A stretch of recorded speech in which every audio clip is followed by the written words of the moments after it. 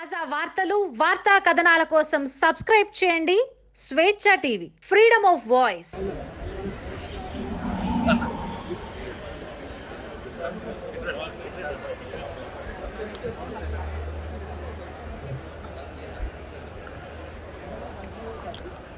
కామారెడ్డి పట్టణానికి ఆనుకొని వ్యవసాయానికి పనికిరాని భూములనేమో టీఆర్ఎస్ పార్టీ నాయకులు రియల్ ఎస్టేట్ వ్యాపారం చేస్తూ ఉంటే 2 పంటలు పండించుకొని కుటుంబాన్ని పోషించుకునేటువంటి అన్నిటికంటే ముఖ్యంగా నిజామాబాద్ జిల్లా ఒకనాడు తెలంగాణ ప్రాంతానికి అన్నం పెట్టినటువంటి ఆ పంట పొలాల మీద కన్నుపడ్డటువంటి కేసీఆర్ ప్రభుత్వం దాన్ని ఇండస్ట్రియల్ జోన్గా డిక్లేర్ చేస్తే అక్కడ ఉన్న రైతాంగం అంతా కూడా ఇది దుర్మార్గం, ఇది అన్యాయం అని చెప్పి అనేక రోజులుగా ఆందోళన చేస్తూ ఉంటే నిమ్మకు నీరెత్తినట్టుగా వ్యవహరిస్తున్నాడు కేసీఆర్ గారు.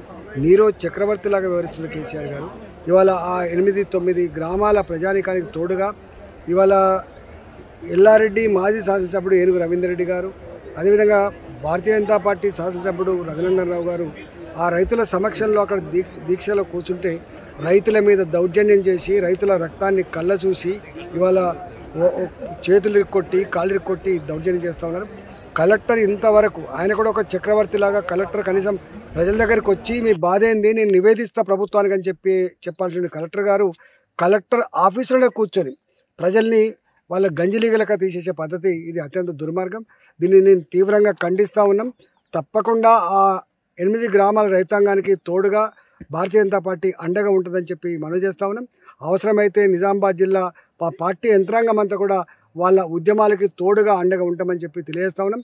ప్రభుత్వం ముఖ్యమంత్రి గారు ఇప్పటికే కేటీఆర్ గారు ఏదో ఇది మాస్టర్ ప్లాన్ దీన్ని మార్చుకునే ఆస్కారం ఉందని చెప్పి ఒకవైపు ఆయన చెప్తా ఉంటే కలెక్టర్ ఏమో నీరో చక్రవర్తిలాగా వివరిస్తుంది. కాబట్టి తక్షణమే మాటలకు పక్కకు పెట్టి కేటీఆర్ గారు ఆదేశాలు ఇచ్చి రైతుల ఆందోళనని రైతుల సమస్యను పరిష్కరించమని చెప్పి డిమాండ్ చేస్తున్నారు.